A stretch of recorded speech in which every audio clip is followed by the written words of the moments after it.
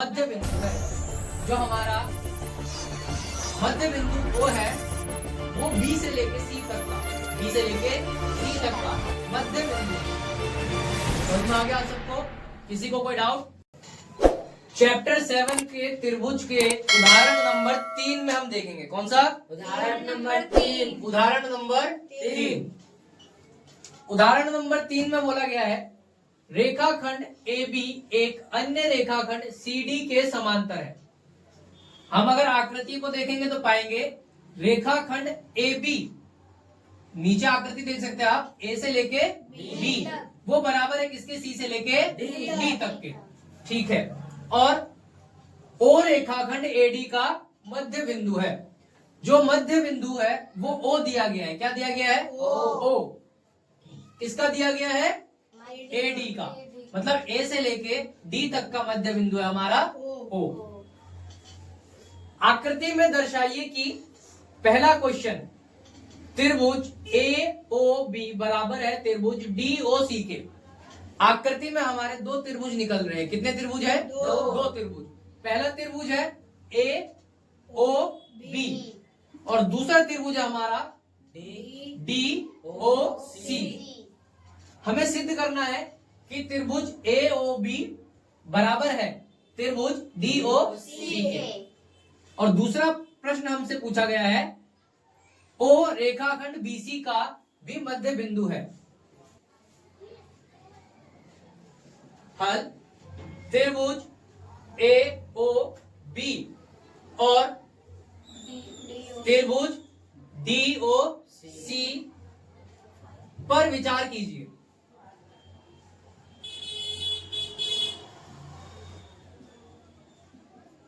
चलिए, हमने देखा कि हमारे पास दो त्रिभुज है। पहला त्रिभुज AOB है और दूसरा त्रिभुज DOC है। हमने इस पर विचार किया और हमने पाया कि जो आपका एंगल ABO है वो बराबर है एंगल DCO के।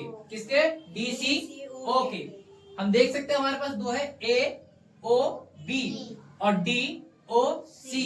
तो जो हमारा एंगल ABO है, ABO आकृति में देखेंगे तो पाएंगे AOB है वो बराबर है एंगल DOC के। इतना हमें पहले से पता है। क्यों है बराबर ये भी जान लेते हैं हम। क्योंकि रेखांतर कोण, किससे? रेखांतर कोण। और एक और चीज है इसमें, तिर्यक रेखा BC के साथ AB रेखा CD पर। तिर्यक रेखा BC, आप दे सकते हैं कि हमारे पास एक रेखा है B से लेके C तक। क्या है? B से C। उसके साथ BC के साथ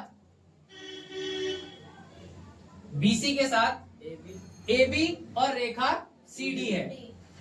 AB रेखा CD। ठीक है।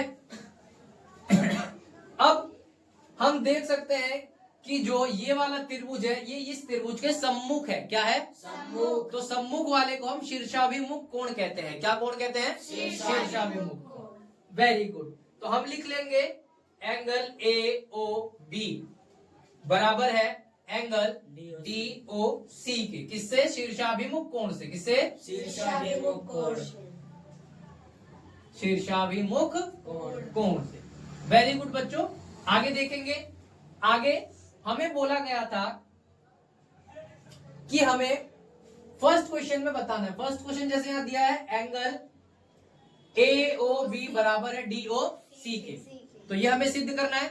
हम देख सकते हैं हमें पहले से ही क्वेश्चन में दिया हुआ है कि जो हमारा एंगल OA है वो OD के बराबर है। तो हम लिख लेंगे एंगल OA बराबर है एंगल OD के।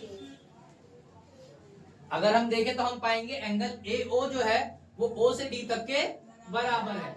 ये हमने बराबर कर दिया। ठीक है, इतना समझ में आ गया। ये हमें पहले से दिया हुआ है तो इसको हम बोलते हैं गिवन। क्या बोलते हैं? गिवन। दिया हुआ है। अतः अब हमें पता चलता है कि एंगल साइड नियम से त्रिभुज AOB और त्रिभुज DOC आपस में बराबर है। ठीक है, तो हम यहां लिख लेंगे, अतः त्रिभुज AOB बराबर है त्रिभुज DCO के या फिर DOC के। ठीक है, किस नियम से? Angle side. पता चल गया आप सबको? तो इसको एंगल साइड नियम से, किससे? नियम से। तो हम बोल सकते हैं कि रेखाखंड जो O है, O रेखाखंड BC का भी मध्य बिंदु है। ठीक है, तो OB जो है वो OC के बराबर है। ठीक है, तो लिखेंगे हम दूसरे का आंसर, OB बराबर किसके है? OC के। CPCT नियम से, किससे? CPCT, जिसको हम हिंदी में बोलते हैं सर्वांगसम त्रिभुज के संगत भाग बराबर होते हैं। ठीक है, अब इसी में हमें पता चलता है कि O रेखाखंड BC का भी मध्य बिंदु है। तो हम लिख लेंगे, अतः O रेखाखंड BC